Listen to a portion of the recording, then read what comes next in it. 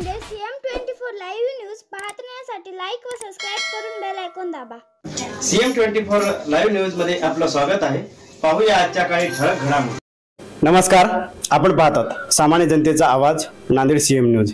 आज आपण नांदेड परिसरातील पौर्णिमा नगर भागामध्ये आहोत। या ठिकाणी आज पत्रकार परिषद घेण्यात आली होती। नेमका पत्रकार परिषदेचा काय विषय होता याविषयी आपण चर्चा करत आहोत। आपल्या सोबत आहेत BG देशमुख सर। पत्रकार परिषद घेण्यात आली, नेमका काय विषय होता या ठिकाणी? जय महाराष्ट्र। आपल्या माध्यमातून या राज्यातील सार्वजनिक ग्रंथालयाच्या पदाधिकारी आणि कर्मचाऱ्यांना विनंती व आवाहन करण्याकरता आजच्या पत्रकार परिषदेचं आयोजन करण्यात आलेलं आहे।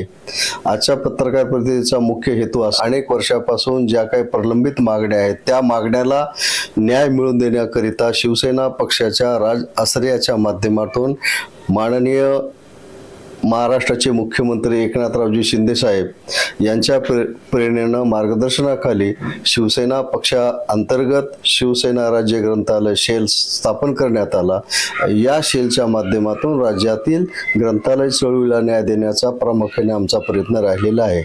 हा शेल शिवसेना पक्षामध्ये स्थापन करण्याकरता हिंगोली मतदारसंघाचे खासदार हेमंत भाऊ पाटील यांनी फार मोठा पुढाकार घेऊन त्यांनी अहोरात्र कष्ट करून मेहनत करून पक्षामध्ये सर्व लोकांना एकत्र करून हा शेल शिंदे साहेबांकडून स्थापन करण्यासाठी यश मिळवलं। त्याबद्दल मी हेमंत पाटील यांचे सुद्धा या निमित्तानं आभार मानणार आहे।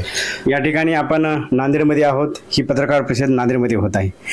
जो मेळावा मुंबई येथे आहे, तर नांदेड जिल्ह्यातीलच या ठिकाणी जे ग्रंथालय येणार आहेत, या अख्ख्या महाराष्ट्रातून लोकसंख्या येणार आहे। मी राज्याचा अध्यक्ष आहे। राज्यभराचं नेटवर्क आहे, राज्यभरात आमच्या शाखा आहेत, राज्यभरात आमचे कार्यकर्ते आहेत आणि मेळाव्याचंच नाव राज्याचा पहिला मेळावा आहे। यामुळं या मेळाव्याला राज्यभरामधून म्हणजे चंद्रपूर असेल, गडचिरोली असेल, गोंदिया असेल, वर्धा असेल, नागपूर असेल, अमरावती असेल, अकोला असेल, यवतमाळ असेल, पश्चिम महाराष्ट्र असेल, खानदेश असेल, मराठवाडा असेल, या सर्व जिल्ह्यातून म्हणजे 32 जिल्ह्यातून पदाधिकारी या मेळाव्यामध्ये 2000पेक्षा अधिक संख्येने उपस्थित राहणार आहेत। याचं सर्वश्री श्रेय माजी खासदार हेमंत भाऊ पाटील यांना जाते। या ठिकाणी प्रामुख्याने मला नमूद करणं गरजेचं आहे। एखादा मेळावा असेल, सभा असेल किंवा कोणताही कार्यक्रम असेल, तर बरेच जण काय करतात, त्या गावाला किंवा गावोगाव गाड्या पाठवतात, त्याची जाण्याची सोय करतात। तर या ठिकाणी वाडी तांड्यावरले जे असतील, जे लांबचे असतील, नांदेडचे आता मुंबईला येणार कर्मचारी, तर त्यांच्यासाठी काय सुविधा आहे आपल्याकडे किंवा तिथे आल्यानंतर त्यांची काय सुविधा आहे? राज्यामध्ये जरी हा शिवसेनेचा माझ्या नेतृत्वाखाली पहिला मेळावा होत असेल, तरी मी याच्या अगोदर अनेक राजकीय पक्षाचा राजआश्रय घेऊन मेळावे घेतलेले आहेत।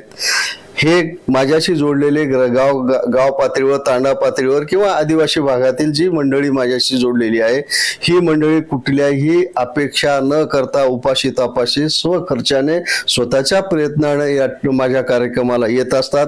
हेच माझ्या चळवळीचं, माझ्या संघटनेचं यश आहे। याचा ॲड्रेस कुठे आहे, म्हणजे या ठिकाणी येणाऱ्या माणसांनी कुठे यावे आणि त्यानंतर हा किती वाजता मेळावा आहे?